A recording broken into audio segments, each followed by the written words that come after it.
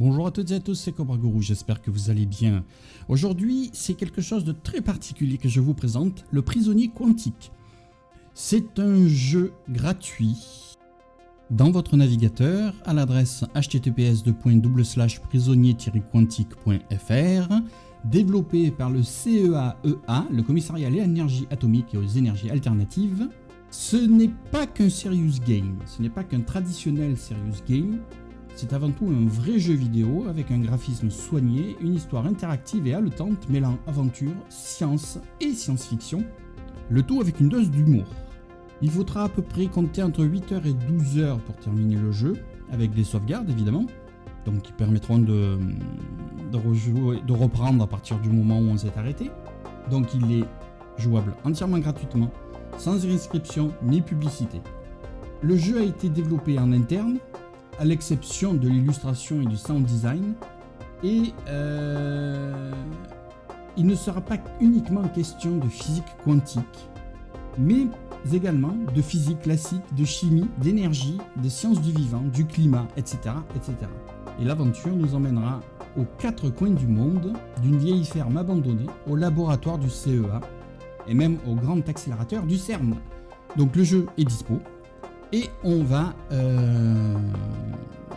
faire une première partie du jeu. Je ne vais pas le jouer en entier, je vais juste vous en montrer une partie jusqu'à un certain point parce que moi j'ai déjà commencé il y a un petit moment. Et il est vraiment pas mal. Hein. Alors on peut le mettre en plein écran. Hein. Voilà. Ah, vous êtes là. Alors bienvenue dans le prisonnier quantique. Moi, c'est Roland Lehoucq. Je suis astrophysicien au CEA et j'adore les sciences et la science-fiction.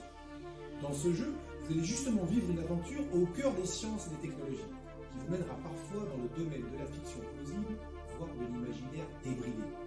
Alors si vous êtes curieux et souhaitez démêler la science de la fiction, mes collègues et moi-même vous donnons rendez-vous tout au long de votre enquête. Vous découvrirez nos explications dans de courtes vidéos que vous pourrez facilement identifier grâce à ce pictogramme. Bon courage!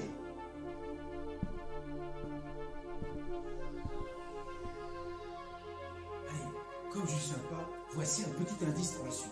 Intéressez-vous aux rayons du soleil. Mais chut, j'ai rien dit.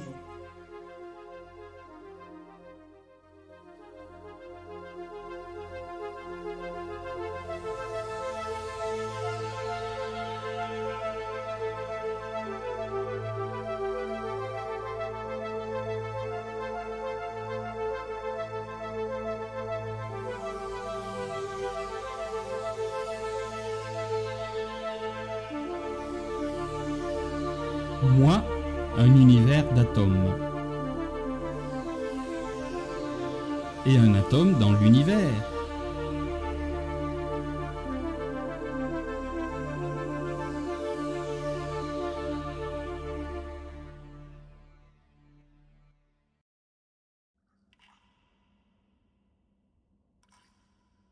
Quelque part en Asie centrale.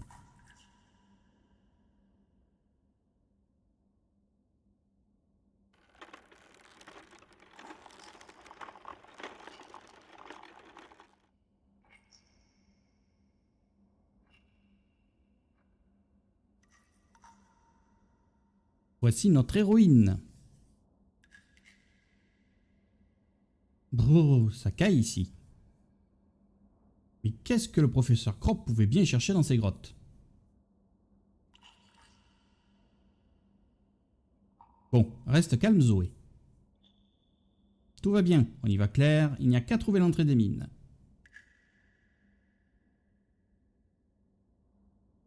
Voilà, cliquez et touchez le sol pour vous déplacer à cet endroit, etc. etc. Alors, je vais passer. Je vais vous l'expliquer. Donc, vous voyez que la souris, on a le pointeur, la flèche classique, ou le pointeur de ce que vous avez fait, vous, sur votre ordinateur. Et lorsqu'on va pouvoir interagir avec les objets, le pointeur se transforme en main ou en doigt avec l'affichage en haut, comme dans les jeux point and click classiques. Alors, on va d'abord explorer les lieux. Il y a quelque chose de pris sous la glace, comme une ancienne gravure.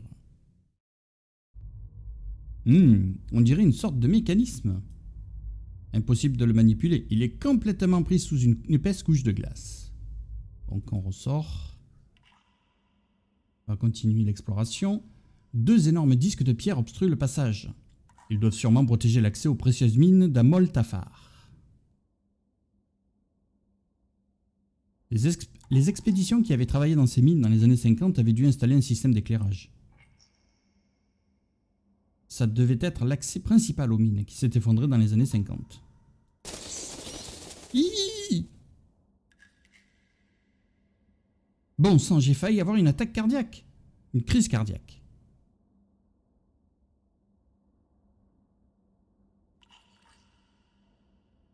Ce générateur doit avoir l'âge de mon arrière-grand-père.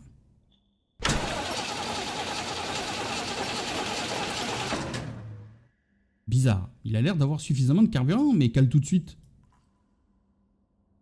Ah, cette burette d'huile est vide. Dommage, ça m'aurait permis de dégripper les roues du générateur. Il y a des morceaux de glace qui se sont détachés par terre. Alors, on va en ramasser. Hein. Voilà, nouvel objet glaçon. Alors, le principe des jeux point and click, si vous ne les connaissez pas, c'est que vous devez tout explorer et tout ce qui est utilisable, ramassable, vous devez le faire, vous devez le prendre. Donc là, par exemple, bon, je le sais parce que j'ai déjà joué, mais c'est en même temps, on va dire que cette première partie, c'est en même temps une soluce pour bien vous montrer le principe du jeu. On a un marteau, donc on récupère le marteau de géologue. Un petit marteau, avec ça je ne vais pas aller bien loin. Pour la table, le matériel de chimie, on verra après. Alors, il faut faire fondre cette glace. Hein? D'accord. Donc comment on fait? On va continuer à explorer. Et puis, ah, là, il y a des cristaux. Il y a des petits cristaux pris dans cette roche. Avec mon marteau, je devrais pouvoir les décrocher. Donc on ouvre l'inventaire, on sélectionne le marteau que l'on fait glisser sur la roche. Allons-y pour un TP de géologie.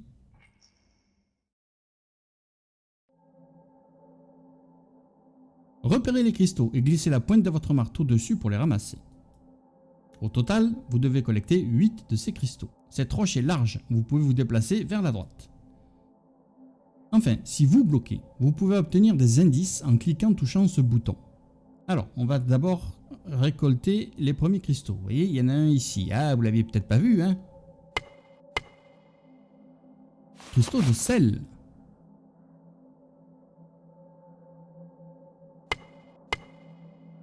Deuxième.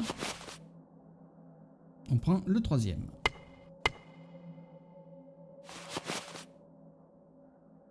Ah, j'en vois plus, je sais pas. Bon, avant de se déplacer, allez, on va prendre l'indice. Que je vous explique le principe de l'indice, comment il fonctionne. Pour obtenir un indice, répondez à une question en rapport avec ce puzzle. Si vous répondez bien, l'indice ne vous coûtera qu'un point. Sinon, il vous coûtera 5 points. Voulez-vous vraiment débloquer un indice? Oui, je réponds à une question. Ok, voici la question. Quelle est la composition d'un cristal de sel type sel de table?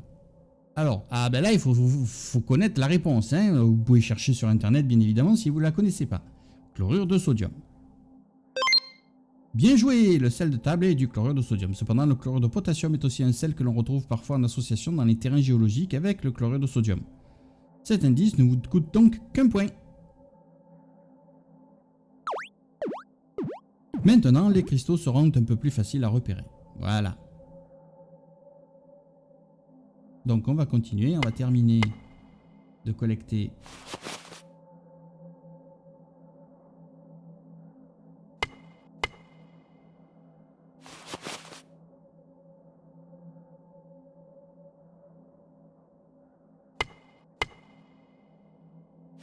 six, 7,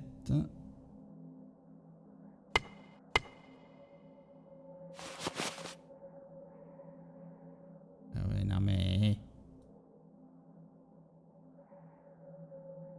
Et le 8e, il est où? Hein? Ah, il est là. Voilà. Bon, je crois bien que c'était le dernier. Alors, des cristaux de sel au cœur d'une montagne. Science ou fiction? Tout au long du jeu, cette icône apparaîtra lorsque Zoé est confrontée à quelque chose d'improbable ou d'extraordinaire. Cliquez dessus pour débloquer une vidéo qui vous aidera à démêler ce qui relève de la science ou de la fiction. Vous pouvez passer ces vidéos et vous pourrez les retrouver à tout moment par la suite. Allez, on va, pour le début du jeu, je vais vous montrer la vidéo pour que vous compreniez bien aussi que c'est un jeu éducatif en même temps qu'un serious game, en même temps qu'un jeu d'aventure, et qu'il est destiné à toute la famille.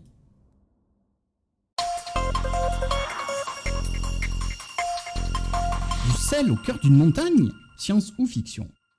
Bonjour, je m'appelle Dominique Blamard, je suis directeur de recherche au CEA. Je suis géologue géochimiste et je travaille au laboratoire des sciences du climat et de l'environnement au CEA. Comment se forment les cristaux de sel, aussi appelés sel-gemme ou halides? Notre jeune exploratrice Zoé a découvert des cristaux de sel dans la cavité souterraine. Pourquoi des cristaux de sel à cet endroit? Comment est-ce possible? Et donc la première question à se poser est de savoir comment se forment ces cristaux dans un tel environnement. Il y a deux éléments à considérer ici. D'une part, l'aspect physico-chimique et d'autre part, l'aspect géologique. Le premier aspect, l'aspect physico-chimique, concerne le processus de formation du sel. Ce n'est pas très compliqué. Il suffit d'avoir de l'eau de mer. Il y a environ 35 grammes de différents sels dissous par litre d'eau de mer, et cela dépend un peu des océans, de la chaleur et du vent. C'est exactement ce qui se passe dans les marais salants littoraux de la Camargue ou de Guérande pendant les périodes estivales. Sous l'action de la chaleur, l'eau de mer des bassins confinés s'évapore, facilitée en cela par l'action du vent. Et cette évaporation va augmenter la concentration en chlore et en sodium dans ce qui devient petit à petit une saumure, c'est-à-dire une eau très salée. La cristallisation du sel intervient dès que cette eau dépasse la saturation, qui est la concentration à partir de laquelle le chlorure de sodium ne peut plus se dissoudre, c'est-à-dire 365 grammes par litre pour la température ambiante de la saumure des marais salants. Le sel précipite en général sous la forme de petits cubes. Le système cristallin de la halite, nom donné aux cristaux de sel, est dit cubique. Parfois, le sel peut prendre la forme de pyramide. Le second aspect, l'environnement géologique de la cavité, résulte d'une évolution à très long terme qui se compte en millions d'années et fait intervenir des mécanismes bien distincts. La formation de la roche, sa préservation et enfin sa mise à l'affleurement. Pour former des roches sédimentaires qui contiennent des cristaux de halite, c'est-à-dire des cristaux de sel, il faut imaginer un processus très semblable à celui observé dans les marais salants, mais à une bien plus grande échelle. Par exemple, ce scénario s'est réalisé entre autres au Trias supérieur, période géologique qui a débuté il y a 237 millions d'années, pour se terminer il y a 201 millions d'années. Au cours de cette période, sur ce qui est aujourd'hui la Lorraine et la partie occidentale de l'Allemagne, une mer très peu profonde existait et qui était alimentée par quelques rares rivières déversant quelques apports détritiques comme des argiles qui étaient issus de l'érosion du continent. Cette mer, soumise à un climat très aride et chaud, a été le lieu de la cristallisation de carbonate de calcium, c'est-à-dire du calcaire et des cristaux de sel, donnant ainsi naissance à des roches semblables à celles observées par Zoé. Au cours des temps géologiques, les couches de carbonate et de sel se sont accumulées et ont été enfouies plus profondément à la manière d'un millefeuille. À la faveur de mouvements tectoniques, ces couches sédimentaires ont pu être portées à l'affleurement, c'est-à-dire à la surface. La cavité où se trouve Zoé peut résulter d'un processus naturel, comme l'érosion facilitée par la présence de failles, équivalentes à des déchirures de couches géologiques, ou alors à l'activité humaine d'excavation, telles que les activités minières.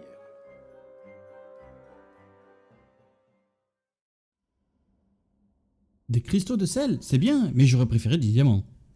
Oh là là. Ça reste informatif, voilà.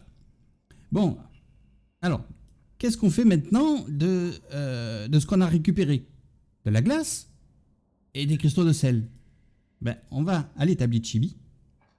Les scientifiques qui ont travaillé ici il y a 60 ans ont dû abandonner leur matériel ici quand la galerie s'est effondrée. Voyons voir ça de plus près.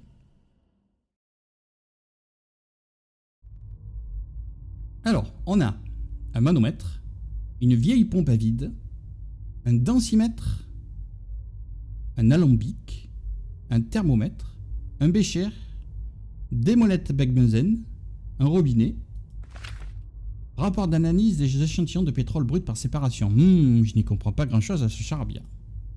Sûrement une note laissée par un des scientifiques qui a travaillé ici il y a 50 ans. Effectivement. Nous, ça ne nous concerne pas. On va d'abord placer la glace dans le bécher et on va allumer.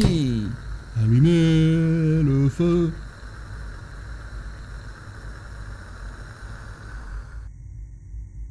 De l'eau tiède. Et dans cette eau, on y met du sel. Et voilà, l'eau est salée. Je pourrais presque me faire cuire des pâtes. Dommage que je n'en ai pas sur moi. Alors moi, par contre, je préfère éteindre. On sait jamais. Et donc on récupère le nouvel objet. On peut ressortir. Et avec ça, on va mettre l'eau tiède, l'eau salée tiède sur la glace. Essayons de fragiliser la glace avec de l'eau salée. Maintenant, la glace devrait céder sous les coups du marteau. Donc on prend le marteau, on le déplace. Vous voyez, hein, ça se met en surbrillance. Hein. Et vous avez l'indication en haut. Utilisez marteau de géologue sur un étrange mécanisme. Ça a marché. L'eau salée a suffisamment fragilisé la glace pour que je puisse la briser. Et on récupère des étoiles. L'étrange gravure est maintenant accessible.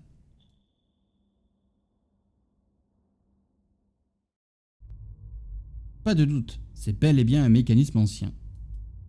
Ces petites plaquettes ont des symboles gravés dessus. On retrouve ces symboles de l'autre côté des disques. Je dois peut-être les amener en face de ces petites marques. Cliquez sur un disque pour le faire pivoter.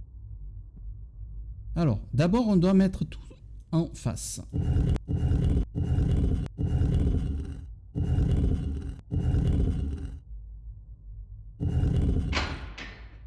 Et vous avez entendu, il y a eu un clic. Super, les disques sont alignés. Je vais pouvoir glisser les plaquettes dans l'encoche.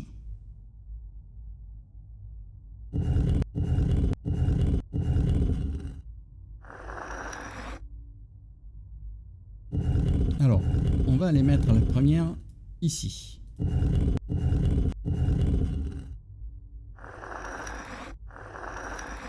On va aller mettre celle-ci également ici. Et par contre, cette dernière, on va la glisser dans l'intermédiaire.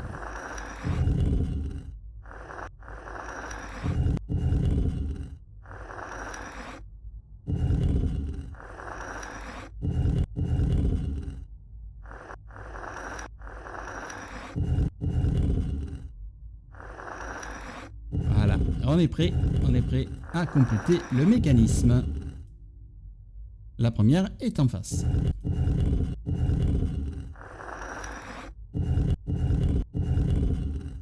La seconde est en face. Et en avant pour la dernière.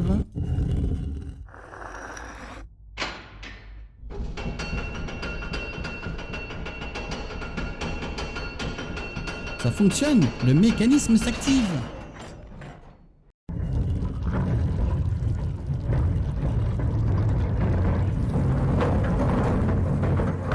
Ça alors.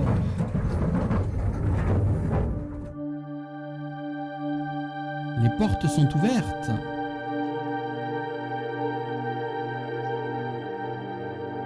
C'est l'entrée des mines d'Amoltafar. Zoé, tu es une véritable Lara. Ils n'ont pas le droit de le dire, mais moi je le dis. Croft. Hey! Hey, mais... Arrêtez! Je suis là! Ils ont fermé! Au secours! Ça alors? Quelqu'un m'a volontairement enfermé ici. Vite, j'appelle Ulysse à la rescousse.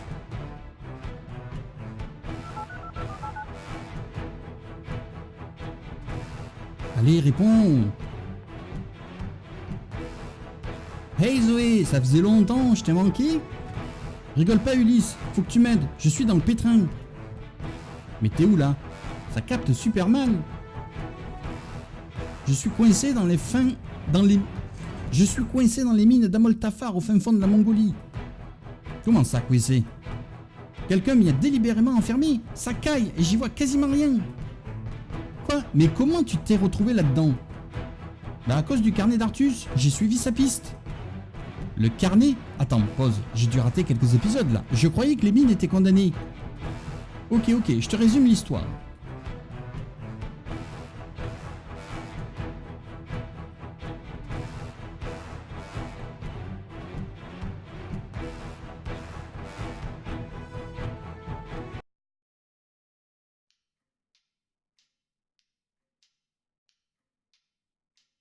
Quelques semaines plus tôt. Ouh, on est au bord de mer. Zoé?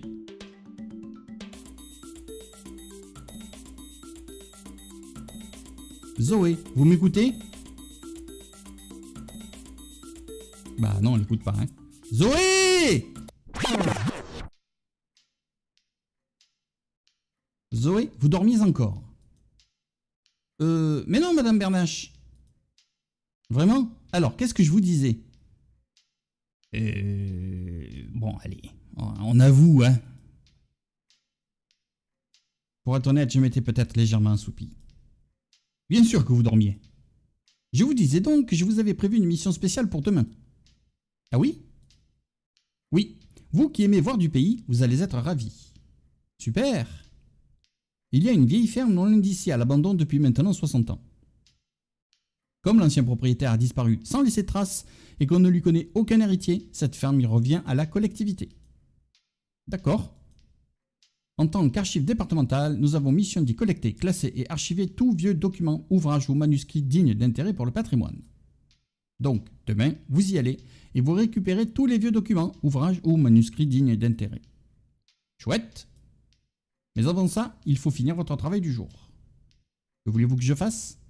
Vous voyez cette pile de bouquins derrière vous? Rangez chaque livre dans les étagères en les classant suivant le domaine auquel il se réfère. Ok, ça ne devrait pas être compliqué. Eh bien, la journée va être longue. Alors, on va cliquer sur les bouquins à ranger. Allons-y pour un pot de rangement. Alors, j'ai beaucoup aimé cette partie. Le fait de l'avoir fait plusieurs fois, ça m'a permis d'arriver à la réussir. Mais c'est vraiment pas évident, hein. Alors, prenez un livre et glissez-le dans la bibliothèque, dans le compartiment correspondant à son classement. Est-ce que ce livre n'existe pas, pourrait exister ou existe? Et dans quelle catégorie on doit le ranger? Physique, chimie, biologie, environnement ou technologie? Choisissez la ligne selon la thématique évoquée par le titre et choisissez la colonne suivante que le sujet du titre fait référence à une notion scientifique ou technique qui existe ou pas. Existe. Le sujet a été validé scientifiquement par l'observation ou l'expérience, voire dispose d'applications concrètes. Pourrait exister. Le sujet fait l'objet d'hypothèses scientifiques qui n'ont pas encore été validées mais qui ne sont pas contredites par l'observation ou les connaissances actuelles. N'existe pas. Le sujet ne fait pas l'objet de travaux scientifiques. Il contredit les connaissances actuelles et n'a jamais pu être validé par l'observation ou l'expérience. C'est parti pour un peu de rangement. L'ordinateur biologique. Alors, c'est quoi? Ben moi je vous le dis ce que c'est. Ça pourrait exister et c'est de la technologie. La matière noire. Alors, je suis obligé de le classer là dans pourrait exister physique-chimie. Parce que ça n'a pas encore été vérifié. Le réchauffement climatique, donc ça existe et c'est de la biologie et environnement. Alors celui-là, mes amis, je suis tombé des nues. Oui, ça pourrait exister, c'est une technologie. Alors, quand on fait une erreur, ça aurait valu le coup que j'enregistre en faisant que des erreurs pour que la Madame Bernache vous explique. Je vous laisse le faire, mais la cape d'invisibilité, elle nous explique que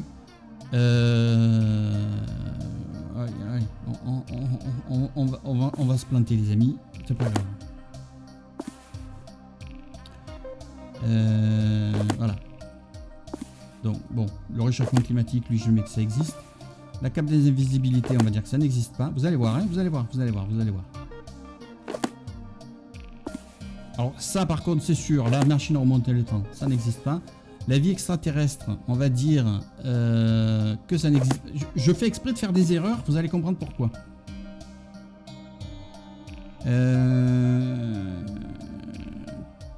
Hop.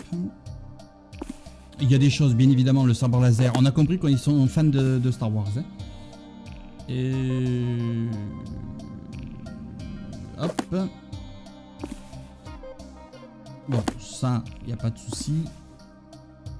Vous êtes prêts? Allez. Je vais me faire taper dessus, mais c'est pas grave.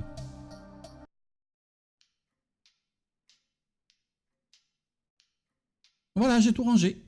Bien. Êtes-vous sûr de n'avoir fait aucune erreur? Plus vous aurez fait d'erreurs et moins votre prime sera grosse. On sait très bien que là, dans ce cas-là, je fais exprès, donc j'aurai une très mauvaise note. Mais c'est pas grave. Voyons voir si vous avez bien travaillé. Ce bouquin n'est pas à sa place. Il n'existe pas en astrophysique d'astre appelé étoile noire. Et si l'on parle d'une technologie, l'étoile noire désigne une base spatiale dans l'univers de science-fiction Star Wars capable de détruire une planète qui heureusement n'existe pas. D'accord? Vous l'avez compris. Donc ça se range ici, ou alors éventuellement dans la catégorie physique-chimie. Vous vous êtes trompé sur celui-ci, Zoé. Chaque année, les continents bougent de quelques centimètres les uns par rapport aux autres. En géologie, cette dérive des continents est expliquée par la tectonique des plaques, une théorie confirmée dans les années 60. Donc vous voyez, j'ai fait exprès de me planter, hein, et donc elle vous explique. Et c'est vraiment intéressant, je trouvais ça. Et en plus, on a des liens pour voir des vidéos. D'après ce que je dis, les aliens pourraient bien exister. Il existe dans notre univers des milliards de planètes dans chaque galaxie et des milliards de galaxies. Aussi, il est très probable qu'il y existe sous la forme d'une bactérie ou d'autres formes encore plus inattendues. Cependant, les exobiologistes n'en ont en ce jour jamais observé. Donc, ça pourrait exister en biologie. Les ondes gravitationnelles sont bien réelles. Ce sont des infirmes d'information de l'espace-temps. On en a eu confirmation pour ceux qui suivent un peu la science il y a quelques mois. C'est un phénomène physique théorisé il y a plus d'un siècle par Albert Einstein et que l'on vient tout juste d'observer en 2015. Voilà, ça faisait plus que quelques mois. Ça alors, on croirait cette technologie sortie d'Harry Potter ou du Seigneur des Anneaux. Et pourtant, des chercheurs travaillent dessus. La cape d'invisibilité pourrait bien exister prochainement grâce à de minuscules particules d'or qui tordent la lumière. C'est hallucinant, hein? C'est pour ça que j'ai fait exprès de me planter, pour que vous puissiez voir que les données scientifiques qu'on va nous distiller dans le jeu vont être fabuleuses. J'ai fait d'autres erreurs, mais c'est pas grave.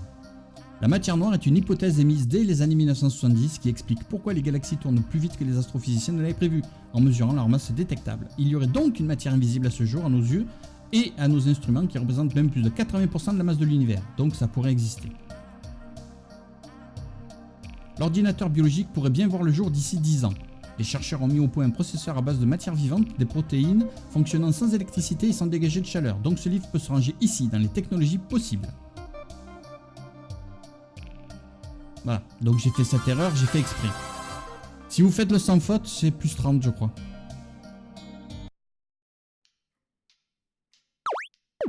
Avant de partir, j'ai une dernière tâche à vous confier. Vous pouvez cliquer dessus si vous voulez des vidéos avec des intervenants scientifiques. Voyez-vous, les archives départementales ont reçu la demande des musées des sciences et des technologies de constituer une base de données de photos un peu spéciale. Des photos de quoi? D'outils ou d'appareils scientifiques, modernes et anciens. Microscope, laser, tube à essai et je ne sais quoi d'autre. Donc, si vous tombez sur un de ces instruments lors de votre visite de cette ferme, vous le photographiez. Pas de problème, je suis très doué en photo en plus. Nous verrons cela. Au moins, avez-vous de quoi prendre des photos de bonne qualité? Bien sûr, j'ai mon smartphone. Montrez-moi la qualité de l'image. Désolé, je n'ai pas sur moi, il doit être quelque part par là. Bon, quand vous l'aurez retrouvé, prenez en photo ce pendule Newton et montrez-moi le résultat. Allez, dépêchez-vous, je n'ai pas la journée.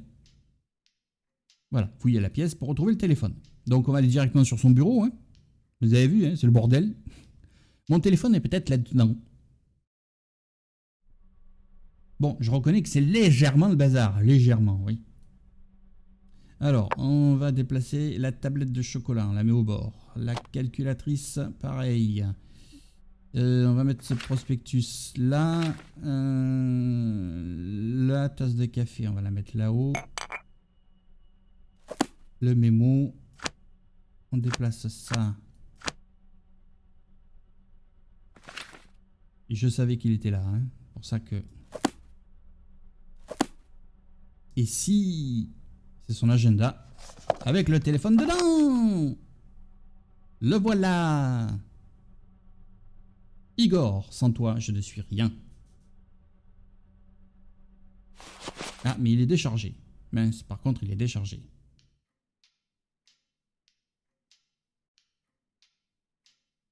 Voilà, tout au long du jeu, le téléphone vous permettra de suivre votre avancée. Parfois, il vous aidera même à avancer.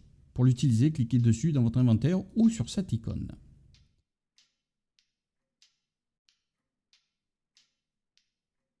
Dites, Madame Bernache, puis-je emprunter votre chargeur de téléphone? Oui, oui, allez-y. Merci. De rien, mais il s'appelle Revient.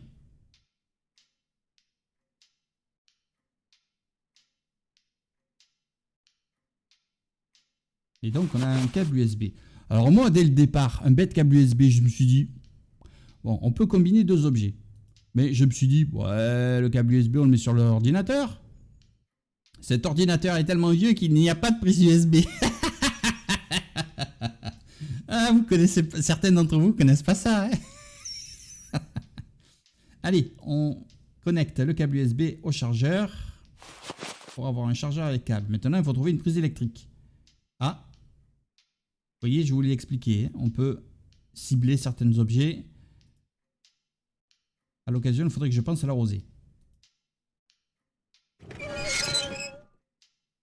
Bon sang, Zoé, arrêtez avec ce bruit horrible. Désolé. Eh oui, la prise, elle est là. Alors, on va ouvrir l'inventaire. On met, vous voyez ce qui est écrit en haut? Utiliser chargeur avec câble sur prise électrique. Voilà. Hein? Ça vous permet de vous aider aussi. Donc, on va charger le téléphone. Chargeons un peu Igor. C'est le petit surnom que je donne à mon téléphone. Et c'est bien ridicule.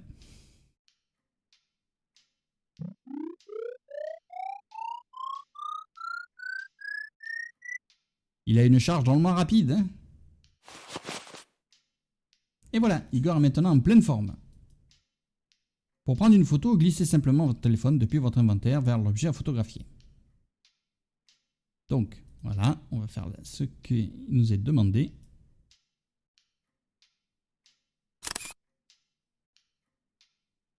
Et voilà, c'est dans la boîte. Mission secondaire, photographier les objets de science. Tout au long de ce jeu, vous allez croiser des objets de science que vous pourrez photographier pour compléter votre collection de photos. Ce n'est pas obligatoire, mais si vous prenez tous les objets de science en photo, vous obtiendrez un trophée spécial. Voilà, vous voyez, il est ici. Là, vous avez la galerie vidéo, découvrir, comprendre, plein d'infos qui apparaissent, et donc ces fameux scores, points que vous obtenez. Regardez la belle photo que voici. Montrez-moi ça. Bon, ça ira, la qualité est bonne. Rappelez-vous, photographiez tous les instruments scientifiques que vous croiserez et vous obtiendrez une prime spéciale. Yes, madame.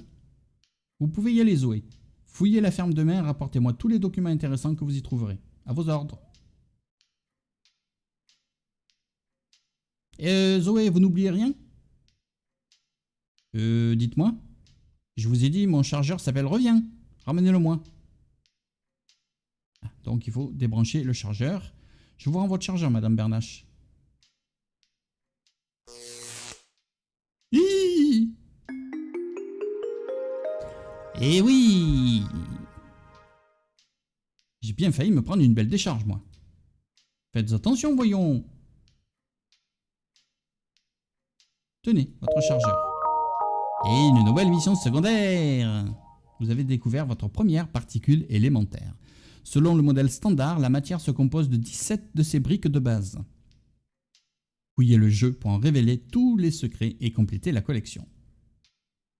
Voilà. C'est pas obligatoire non plus, mais voilà. Quarks, bosons, leptons, etc., etc.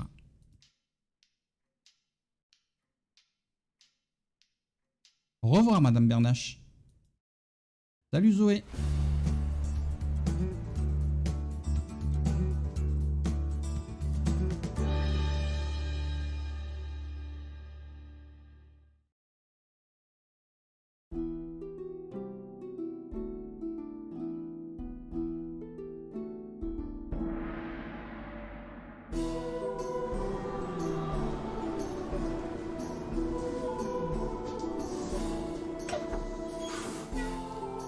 H2 bus. Excellent.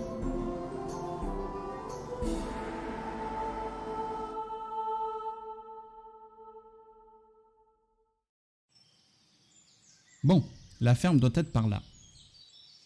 Allez, je ramasse les documents rapidement et j'aurai tout mon après-midi libre pour mater des séries dans mon canapé. Et Madame Bernache n'en saura rien. Alors, on va avancer. Ah, vous voyez, on peut cliquer là-dessus. Waouh, mais ce sont des graphes de C215. J'adore cet artiste. Jeune fille, pour votre culture, ce sont Marie et Pierre Curie qui sont représentés là. Ok, merci pour l'info. Mais c'est qui ce vieux bougon? Bon, on peut cliquer sur la vache, mais elle n'a rien à dire. Oui, je sais, c'est bon. Que voulez-vous? Bonjour monsieur, vous habitez dans le coin? Oui mademoiselle, que voulez-vous? Je cherche la ferme qui a appartenu à un certain Artus Crop. C'est celle-là au fond? Qui dites-vous? Artus Crop, quelque chose du genre. Ça vous dit quelque chose? Non, ça ne m'évoque rien, désolé. Vous savez, à mon âge, la mémoire... Ce n'est pas grave. De toute façon, il ne doit pas exister des centaines de fermes à l'abandon dans le coin ici. Non, oui. Peut-être, je ne sais pas, mais que venez-vous y faire? Donc, soit vous expliquez votre mission, soit vous refusez de lui répondre, soit vous lui mentez.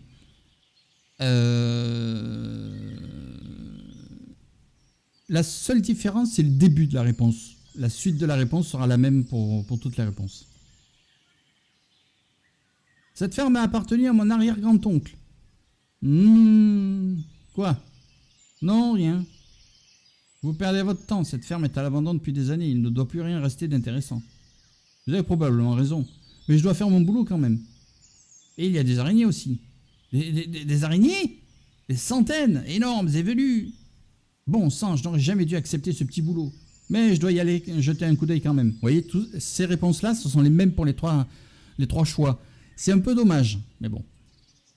Bonne chance dans vos recherches. Merci.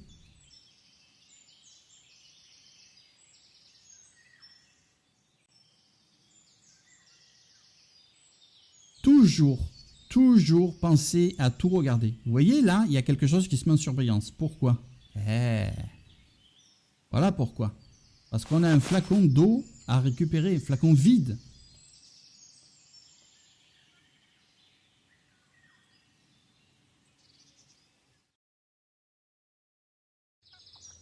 J'ai poussé l'enregistrement jusqu'ici parce qu'il vous faut voir ça.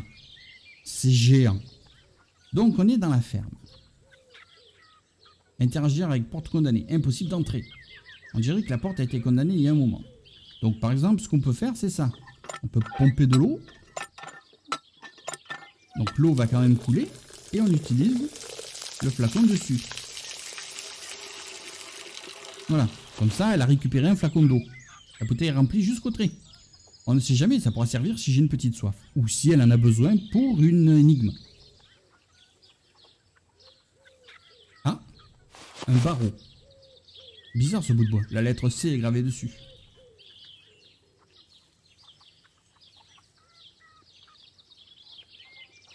Je ne peux pas ramasser cette corde car elle est fixée au mur de la grange. On dirait un système de treuil.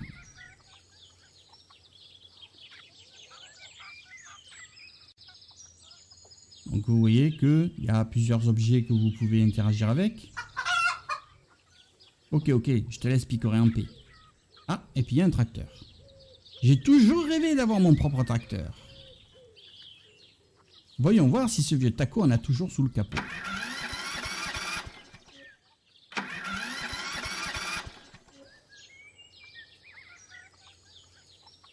Non, ça m'aurait étonné, hein. Et il fait un drôle de bruit, le moteur. Je devrais jeter un œil à cette vieille mécanique. Quand j'étais jeune, je bidouillais le tracteur de mon grand-père. Ça ne devrait pas être différent. Alors, qu'est-ce que tu as sous le capot? Bon, j'ai déjà démonté et remonté 10 fois le tracteur de mon grand-père, donc réparer celui-là devrait être un jeu d'enfant. Quoique, il est bizarre ce tracteur. Pas de carbu, ni de pot d'échappement. Mais ma parole, c'est un tracteur électrique! Le fermier qui vivait ici était en avance sur son temps. Bon, il a l'air d'être alimenté par cette grosse boîte, pile à combustible. J'ai déjà entendu parler de ça. Pas étonnant qu'il ne démarre plus, tous les tuyaux sont déconnectés. Alors, glissez l'extrémité de chaque tuyau vers un embout pour connecter le réservoir à la pile. Pour déconnecter un tuyau et modifier un branchement, cliquez sur cette icône. Une fois les tuyaux connectés, réglez les niveaux de vannes d'hydrogène et d'oxygène pour établir la réaction et obtenir la tension et la puissance suffisante. Le tout sans surchauffer la pile. Alors, on va faire ça. Si vous avez besoin, par exemple, allez, je vous montre le second parce que les indices sont vraiment intéressants. Enfin, les questions, les indices, c'est pas... mais c'est des questions qui sont géantes. Voici la question en lien avec cette pile. Une pile à combustible permet de transformer.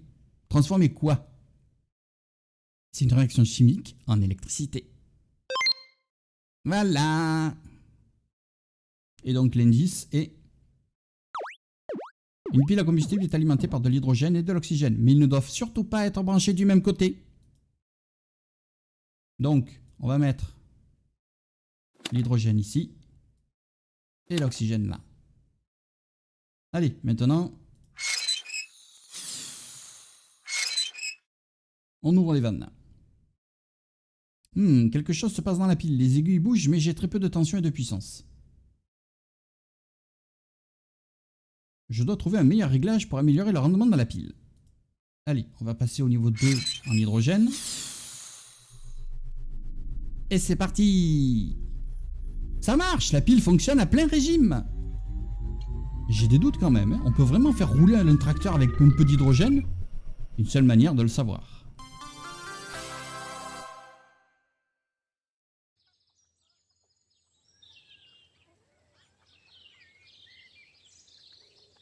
Allez, roule tracteur, roule!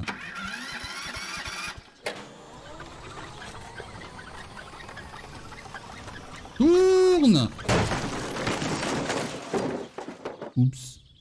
Bon, ben ça ne tourne pas, hein, la direction est cassée.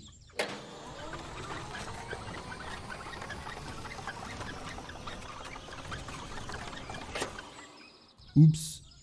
Au moins, comme ça, l'entrée est dégagée. Voilà, j'ai voulu vous en montrer pas mal. Pour vous inciter à jouer à cette aventure, à la découvrir en famille, avec vos enfants, parce que c'est quelque chose de vraiment très intéressant. C'est ludique, éducatif. Et puis, les puzzles, les énigmes, certaines sont plus compliquées que d'autres. Il faut y réfléchir un petit peu. Vu que c'est dans le navigateur, rien ne vous empêche de faire CTRL-TAB, d'ouvrir un autre onglet, de chercher des réponses. Hein. Il faut l'avouer, il y en a certaines fois où c'est un peu compliqué, surtout lorsqu'il s'agit de tension, de newton, de mesure de poids, etc. Mais j'ai vraiment beaucoup apprécié cette histoire et je vous invite à aller donc sur https://prisonnier-quantique.fr pour récupérer le jeu gratuitement et passer un moment dessus. Vous verrez que l'histoire elle est bien alambiquée, elle est bien montée et c'est vraiment sympa. Merci à tous d'avoir regardé cette vidéo, amusez-vous, jouez beaucoup, prenez soin de vous, portez-vous bien et à bientôt. Salut, bye bye.